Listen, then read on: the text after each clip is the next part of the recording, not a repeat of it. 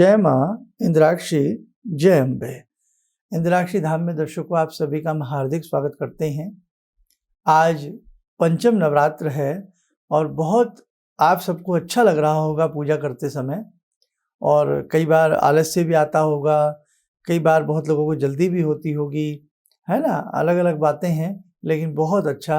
आप बस यूं ही भगवती की चरण शरण में बैठे रहें, कुछ न कुछ करते रहें, भगवती की कृपा आपके ऊपर अवश्य आएगी। आज पंचम नवरात्र में भगवती को क्या भोग लगता है और कल छठवां नवरात्र है, कल के दिन क्या भोग लगेगा, ये सारी जानकारी इस अंक में हम आपको देंगे और भी कुछ चर्चा इस अंक में होने वाली है। आइए पहले आज का हम पंचांग देखें।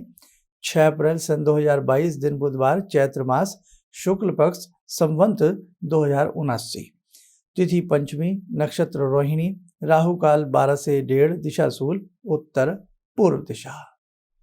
अब देखिएगा, 5वें नवरात्र में हम लोग आ गए।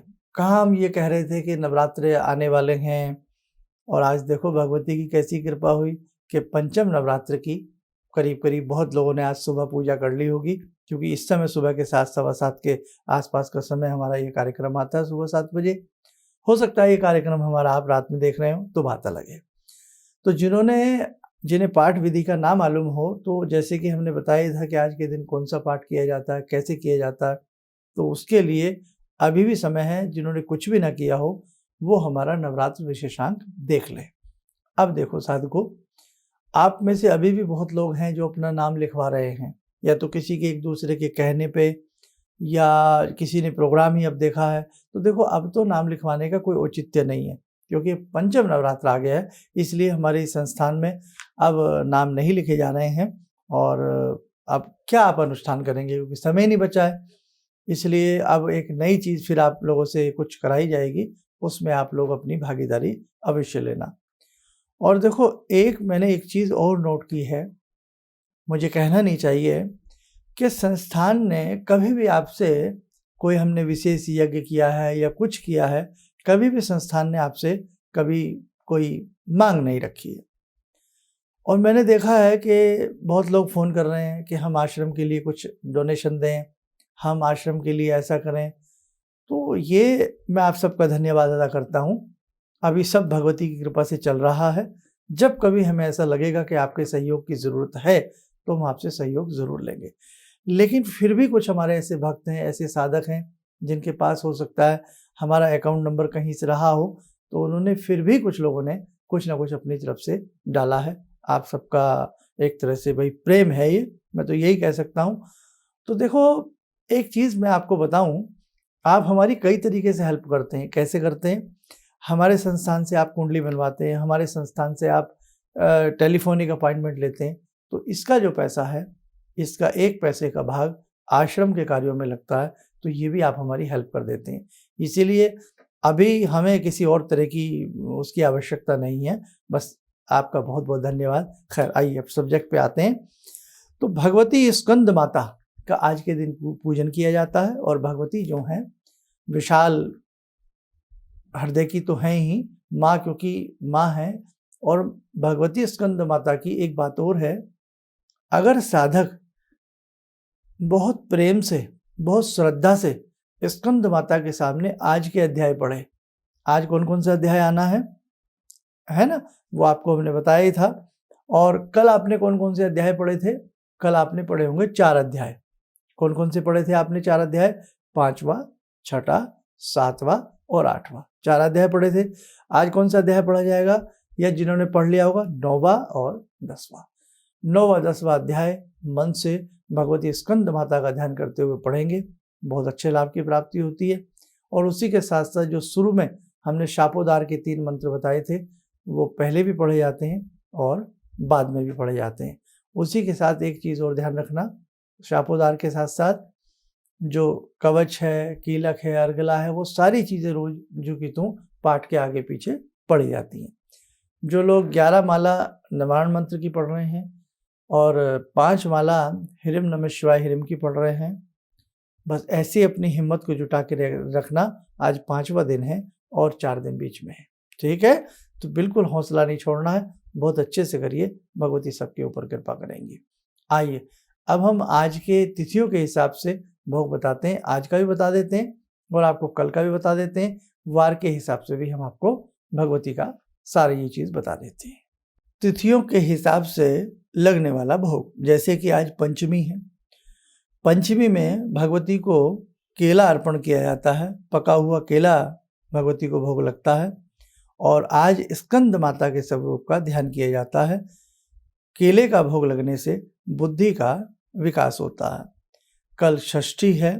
षष्ठी में भगवती को थोड़ा सा मधु का भोग लगाया जाता है, शहद का। इससे सुंदर व्यक्तित्व निखर करके सामने आता है। कल भगवती का जो छठा स्वरूप है, जिसमें आप मधु का भोग लगाएंगे, तो भगवती कात्यायनी का कल के दिन पूजन रहेगा। दिन के हिसाब से भी, वार के हिसाब से भी भोग लिख लें। जैसे कि आज बुधवार है, तो वार के हिसाब से आज भगवती को मक्खन का भोग लगेगा। और कल बृहस्पतिवार है, तो कल भगवती को देसी खांड का भोग लगाया जाता है। एक चीज़ मैं और बताऊं, कई बार जैसे हम बता देते हैं मक्खन का भोग लगेगा, खांड का भोग लगेगा, मालपुए का भोग लगेगा, तो कई बार ये चीज़ें नहीं मिल पाती। देसी खांड कहीं नहीं मिल पाती, कई बार घर में मक्खन नहीं हो पाता, कई बार कहना नहीं चाहिए पका केला भी हम नहीं ला पाते हैं, किसी कारणवश भूल गए या बाजार नहीं जा पाए, या जैसा हमें केला चाहिए वैसा नहीं मिला, बहुत सारी बातें हो जाती हैं।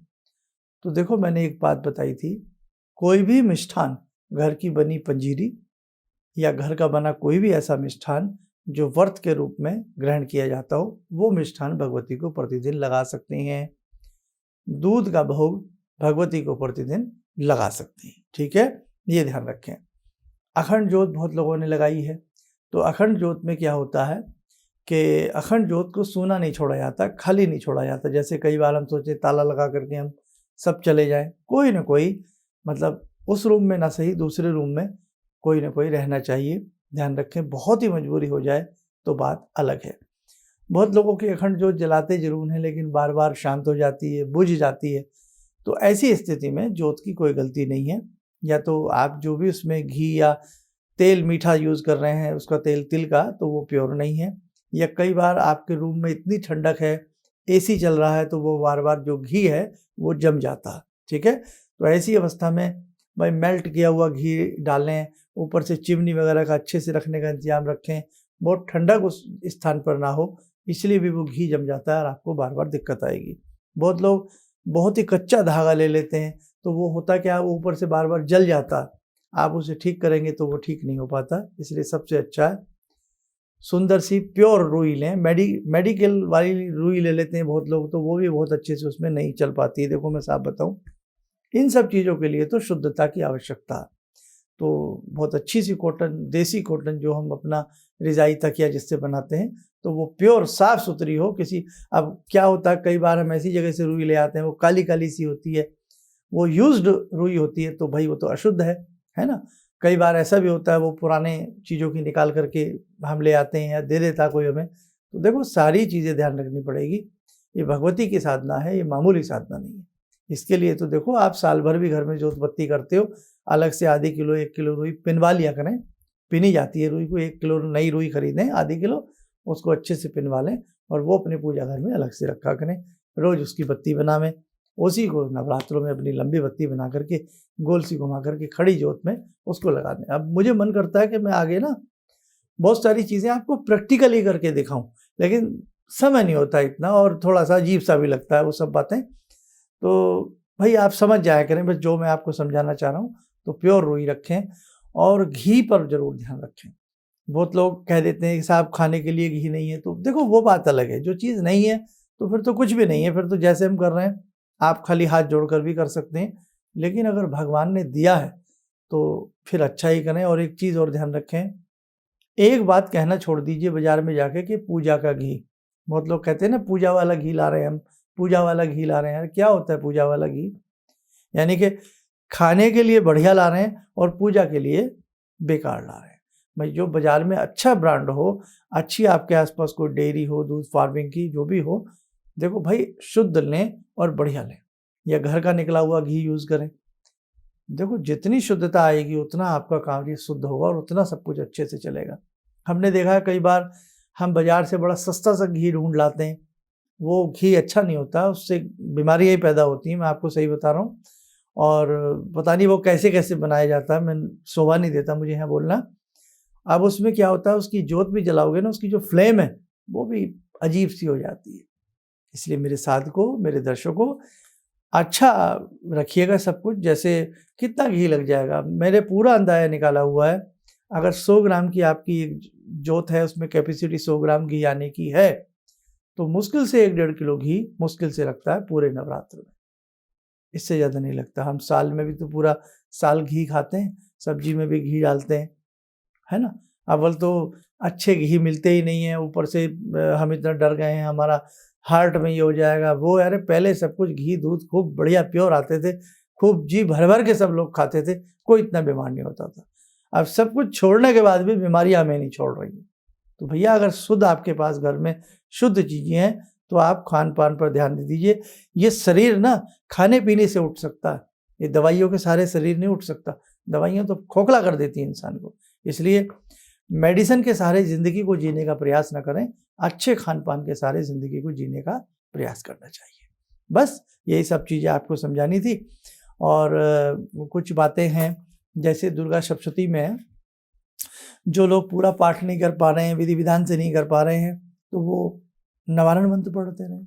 ऐं ह्रीं क्लीं चामुंडाई विच्चे निवारण मंत्र पढ़ते रहें। सिद्ध कुंजी का स्तोत्र वो लोग पढ़ते रहें। भगवती के 108 नाम पढ़ लिया करें। जितना आपसे बन पड़े उतना आप अच्छे से अच्छा करना शुरू करना। और अब जैसे कलश का जल है, उसके बारे में बता दूंगा कल परसों में ही। कन्या पूजन के बारे में आपको बता दूंगा। और एक चीज़ और बची, कढ़ाई पूजन। हाँ, ये 2-3 चीज़ें और बच गई हैं, उनके सारे बारे में मैं आपको 1-2 दिन में क्लियर कर दूंगा। इसलिए आप हमारा कार्यक्रम फेसबुक पर भी और यूट्यूब चैनल पर तो आप हमारे नाम से प्रोफेसर धर्मेश शर्मा के नाम से देखते रहिएगा, सारी जानकारी मिलेगी।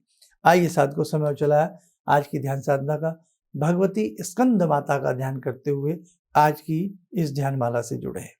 ॐ सिन्दूरारुणविग्रहां त्रिनयनां माणिक्यमूलस्फुरात् स्तारानायकशेखरं स्मितमुखी भापेन वाक्षोरुवां पाणिभ्यामलपूर्णरत्नचषकां रत्नोत्परां बिभ्रति सौम्यां रत्नघटस्थरक्तचरणां ध्यायेत् पराम् अम्बिकां खड्गं चक्रगदेषु चापपरिगान् शूलम्बुशुण्डिं शिरा शङ्खं संदधतीं करे स्त्रीनयनां सर्वाङ्गभूषावृतां नीलासमद्युतिमास्य पाददशकां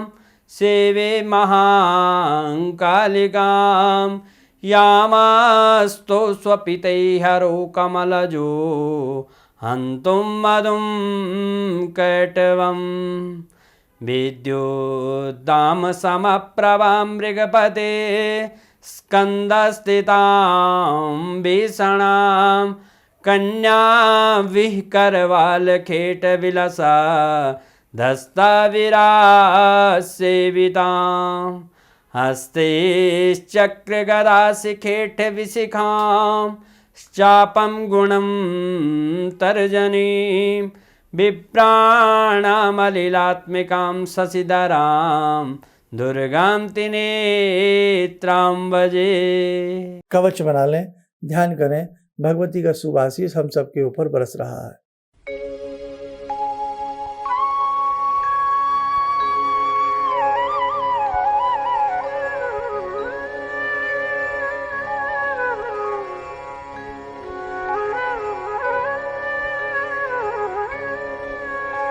ओम बोलते हुए नेत्र खोलें, सामान्य हो जाए।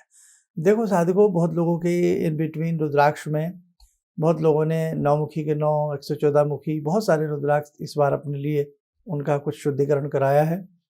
कुछ लोग भगवती के विशेष यंत्रों की डिमांड में भी रहे हैं।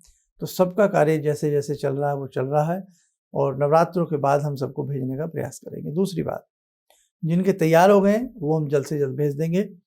और एक चीज़ और ख़ास, जो साधक विशेष अनुष्ठान कर रहे हैं वो जिन्होंने नाम लिखवाए थे, तो आप चिंता मत करना, बहुत ज़्यादा नाम आप सबके लिखे जा चुके हैं। अच्छी बात है, आप जुड़े हैं और भगवान, इतने लोग पूजा पाठ कर रहे हैं, एक ही समय में पूजा पाठ कर रहे हैं, तो परिवर्तन तो बहुत अच्छे से सबके जीवन में ज़रूर आएगा। तो हम सबके नाम से 10 अप्रैल को रविवार के दिन पुष्य नक्षत्र, ध्यान रखना। तो पुष्य नक्षत्र तो वैसे ही बहुत शानदार होता है, अच्छा होता है, और रविवार में यदि पुष्य नक्षत्र आ जाए तो तंत्र मंत्र की, यंत्र की सिद्धि बहुत अच्छे से होती है, और जो यज्ञ होगा उसका परिणाम भी भगवती की कृपा से अच्छा होगा। आप स्वस्थ रहें, सुखी रहें। इन्हीं शुभकामनाओं के साथ हम अपनी वाणी को विराम देते हैं। जय जय अम्बे। मेरी बहुत दिन से दिली इच्छा थी कि आप जैसे कोई मुझे धर्मात्मा पर महापुरुष मिलें और मैं वहाँ जाके जुड़ के और देश समाज से के लिए कुछ कर पाऊँ। कई चीज़ें हैं समाज में, समाज सेवा में भी मन में वो शांति नहीं मिली, जैसे आप समझ सकते हैं कि बहुत सारी गड़बड़ियाँ भी रहती हैं। आज का अनुभव यही है कि मुझे आस लगता है कहीं सही रास्ता मिल गया है, सही मंजिल मिल गई है, जो मैं करना चाहती थी शायद अब मैं कर पाऊँगी। किसी भी समस्या के समाधान के लिए मिले प्रसिद्ध हस्तरेखा एवं वास्तु विशेषज्ञ प्रोफेसर धर्मेंद्र शर्मा जी से। नोट: शिविर में भाग लेने हेतु एवं व्यक्तिगत रूप से मिलने के लिए कॉल करने का समय सुबह 10 बजे से शाम 6 बजे तक। हमारे विभिन्न ज्ञानवर्धक कार्यक्रम देखने के लिए आप हमें अभी सब्सक्राइब करें, बेल आइकन को प्रेस करें ताकि आप देख सकें हमारा कार्यक्रम सबसे पहले। और अधिक जानकारी के लिए फेसबुक पेज को लाइक करना न भूलें। Yo